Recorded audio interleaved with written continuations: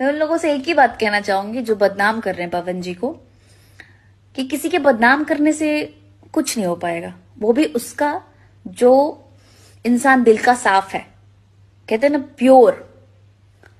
मैं जहां तक जानती हूं या रहती हूं, मेरे साथ कभी उन्होंने गलत नहीं किया है।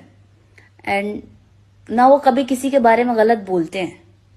कोई बोलता भी है ना तो उसको चुप करा देते हैं कि नहीं भाई छोड़ो, मत करो, सब अपनी किस्मत से और नसीब से है। एंड वक्त के साथ साथ हर एक चीज सामने आ जाएगा, ये कौन क्या है क्या नहीं।